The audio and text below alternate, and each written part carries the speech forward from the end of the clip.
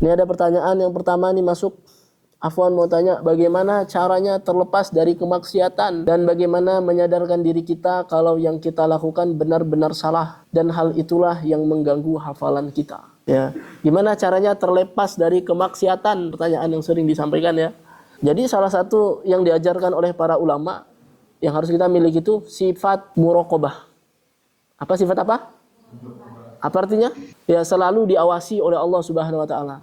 Ya, sifat muraqabah, selalu diawasi oleh Allah Subhanahu wa taala. Kesadaran inilah yang membuat seseorang takut bermaksiat bukan hanya di kala ramai tapi juga saat sepi. Kenapa? Karena dia sadar Allah Subhanahu wa taala Maha melihat ya. Kan dalam surah Az-Zalzalah tuh, yauma idzin tuhadditsu akhbaruha.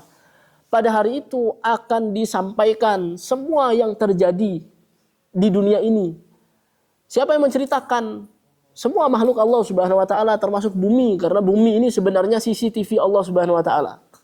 Ya, jadi bumi ini CCTV Allah. Jadi jangan kira nih semua makhluk yang ada di sini walaupun kalian lihat makhluk mati, dia mati. Karena sebenarnya makhluk Allah itu hidup. Ya, dan mereka adalah bala tentaranya Allah Subhanahu wa taala. Ya, jadi kalau pengen terlepas dari kemaksiatan, salah satunya sifat yang harus kita miliki adalah muraqabah itu. Merasa selalu diawasi oleh Allah Subhanahu wa taala. Karena begitu kita merasa diawasi oleh Allah Subhanahu wa taala, insyaallah kita tidak bermaksiat.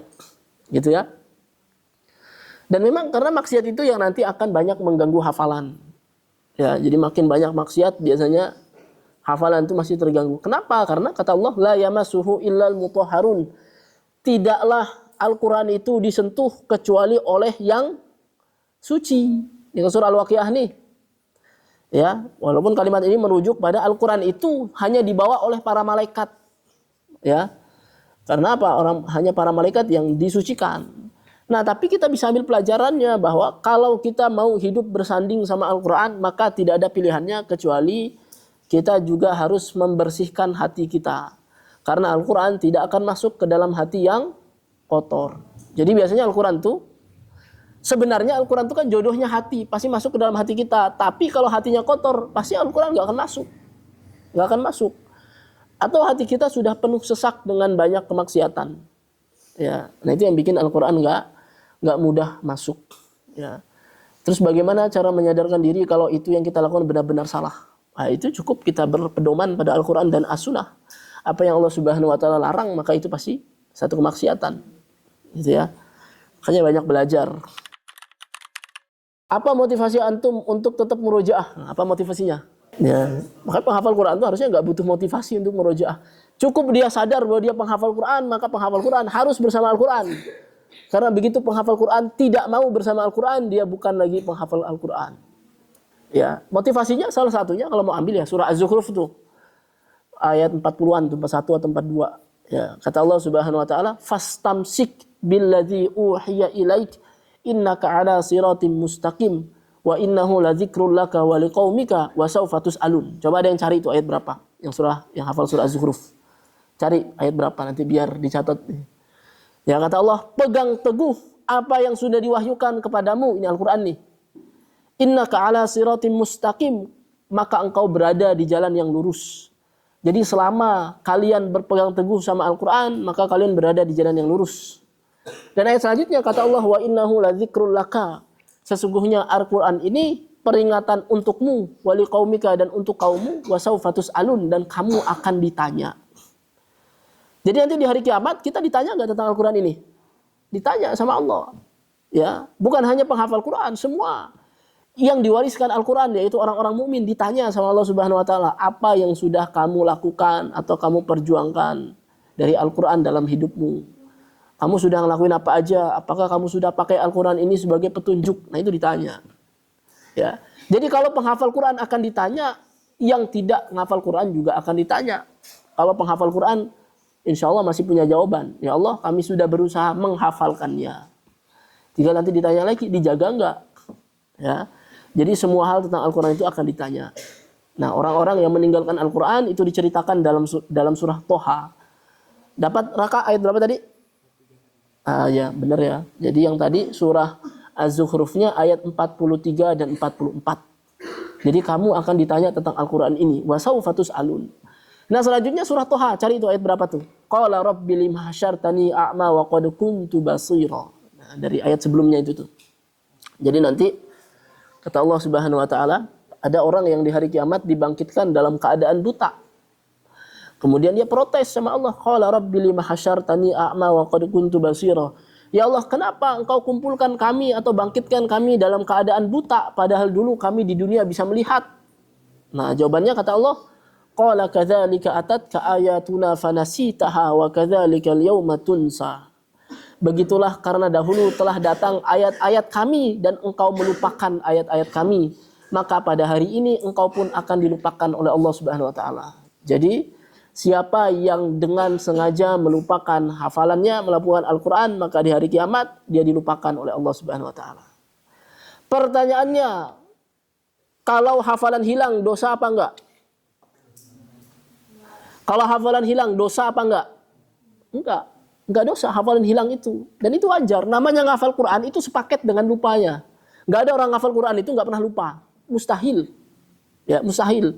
Ada orang ngafal Quran enggak pernah lupa. Sekali ngafal langsung ingat. Kalau penghafal Quran sekali ngafal langsung ingat, maka di mana dia belajar berjuangnya? Justru penghafal Quran itu disebut sebagai ahlul Quran karena mereka berjuang melawan lupa. Gitu kan? Jadi setiap lupa merojaah, itulah fungsinya lupa. Karena kalau kita nggak lupa, mau nggak merojaah? Ini kalau Ustaz ngafal Quran dan Ustaz ngafal sekali hafal nggak mungkin lupa. Kayaknya Ustaz nggak mungkin merojaah deh. Nggak akan merojaah. Udah aja hafalnya udah ada di kepala semua. Dipakainya kalau butuh aja. Ya. Tapi karena Ustaz tahu bahwa hafalan itu akan lupa, jika tidak dimerojaah, maka Ustaz tiap hari merojaah. Gitu ya. Jadi lupa hafalan itu dosa nggak? Nggak dosa. Yang dosa itu melupakan hafalan. Beda nggak? Jadi kalau lupa hafalan bisa jadi itu terjadi bagi orang yang murojaah dan tidak murojaah. Yang murojaah juga bakal lupa biasanya. Ada aja fasenya. Ya, tapi kalau melupakan hafalan itu khusus untuk orang yang memang nggak mau murojaah, sengaja nggak mau murojaah. Gitu ya. Dan itu harus jadi motivasi itu. Bahwa kalau hafalan hilang ternyata nanti menjadikan kita ditanya oleh Allah Subhanahu wa taala dan di hari kiamat dibangkitkan dalam keadaan buta tadi ya dalam surah Toha. Itu ayat berapa? Yang 125-nya apa? Qala Rabbi. Coba 124-nya apa? Ya, dari 124, 125, 126. Ya, jadi kata Allah, "Wa man a'rada an dzikri fa inna lahu ma'isyatan dhanka." Kata Allah, siapa yang berpaling dari peringatanku, maka baginya kehidupan yang sempit. Ya. Wa nahsyuruhu yaumal qiyamati a'ma, dan dia akan dibangkitkan dalam kondisi buta. Tadi yang kita ceritakan ya. Kenapa buta? Ya karena engkau telah datang ayat-ayat kami kemudian dilupakan. Ya jawabannya. Bagaimana caranya agar suara kita tidak cepat habis ketika merojaah 3 sampai 5 juz? Ya memang kalau penghafal Quran harus bisa memanage suara. Emang Ustaz pengalaman juga dulu waktu, ya sampai sekarang lah kalau merojaah itu kan biasa sehari bisa nyampe 3 juz sampai 5 juz. Ya, dulu waktu masih semangat-semangatnya atau masih muda.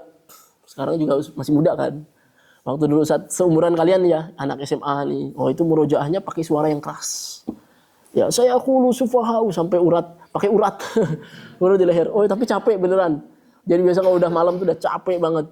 Nah, ternyata harus di-manage. Jangan sampai suara kita cepat habis.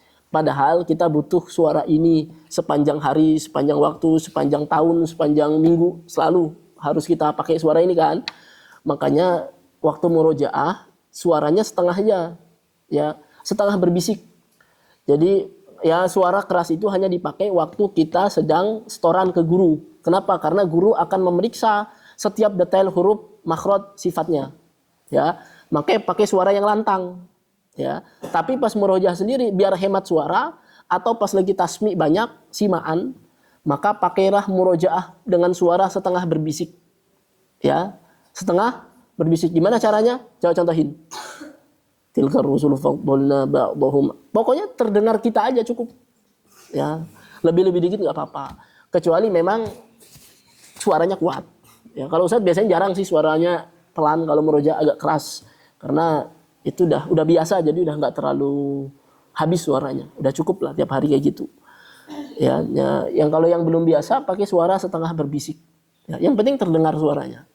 Dan memang pas murojaah sendiri yang paling bagus ya murojaah itu tahqiq, bacaan yang lambat banget tuh. Ya, lambat banget. Tapi memang capek biasa resikonya.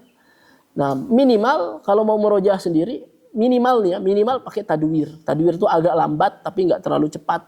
Kalau saya tidak menyarankan murojaah pakai hader. Hader itu kan terlalu cepat ya. Ya, hader itu hanya dipakai biasanya kalau di pesantren itu disarankan hanya saat kita tasmi akbar aja. Tasmi mulai 5 juz, 10 juz, 15 juz, 20 juz, 30 juz, 25 juz. Kenapa? Karena jumlahnya banyak. Jadi kalau pakai bacaan tahqiq bisa 7 hari 7 malam. Itu juga belum tentu beres kalau tahqiq ya. Ya, maka kalau kalau lagi tasmi lebih baik pakai hader aja. Hader tuh bacaan cepat. Ya. La tanalul birra hatta tunfiqu mimma tuhibbun gitu. Maksudnya walaupun cepat temponya, tajwidnya, matnya tetap dapat. Ya, tetap dapat gunanya, tetap dapat. Ya, jadi hader itu tidak menghilangkan tajwid sama sekali. Tidak menghilangkan tahsinnya. Ya, itu tetap kebaca. Jadi tadi suaranya setengah berbisik, yang kedua temponya jangan pakai yang tahqiq. Ya, kalau untuk murojaah pribadi ya, pakai yang tadwir. Tapi jangan sampai hader juga. Karena saya rasa kalau murojaah terlalu cepat itu bikin hafalan jadi buyar. Jadi hafalannya lebih baik lambat. Yang terbaik tadi tahqiq, cuma kalau terlalu capek ke tadwir. Ya, yang belum tahu kan ada tingkatan 3 tempo menghafal tuh, 3 tempo bacaan Al-Qur'an kan. Ada tempo yang hader agak cepat. Itu biasanya buat tasmi. Ada tempo tadwir nih buat baca sendiri. Kemudian tempo tahqiq itu kayak orang pas imam tuh. Imam kan nggak bisa cepet-cepet atau biasanya agak lambat gitu. Ya, biar diresapi. Begitu ya, itu buat yang tadi bertanya tentang suara.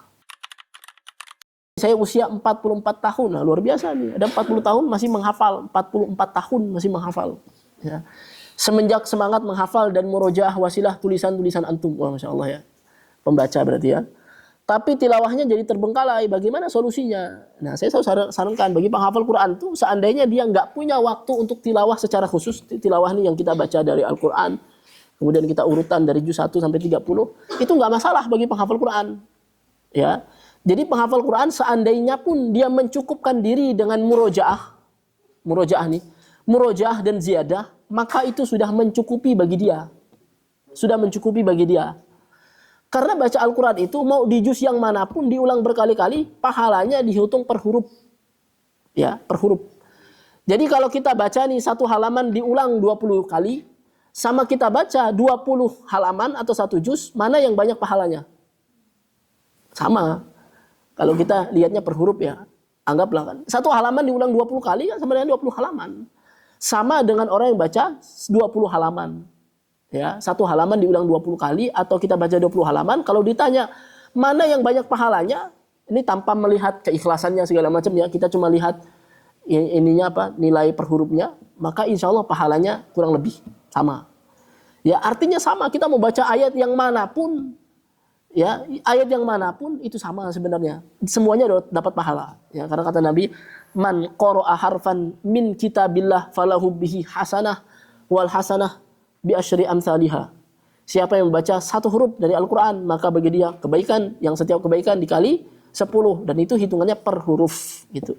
Jadi seandainya pun penghafal Quran tidak punya waktu khusus tilawah yang dia baca dari mushaf langsung, apa tuh dia tilawah, apa tuh kalau bahasa deras gitu ya. Bahasa lainnya apa kalau di Sunda apa? Deras tuh apa? Bahasa di Sundanya apa? Ada khusus nggak? Tadarus, tadarus gitu ya. Yang deras atau dia tadarus nggak ada waktu khususnya, tapi dia setiap hari murojaah dan ziyadah itu sebenarnya sudah mencukupi. Tapi yang terbaik memang kita punya waktu khusus ziyadah, khusus murojaah, khusus tilawah. Karena tilawah ini nanti fungsinya biar kita membaca bukan ayat yang itu aja.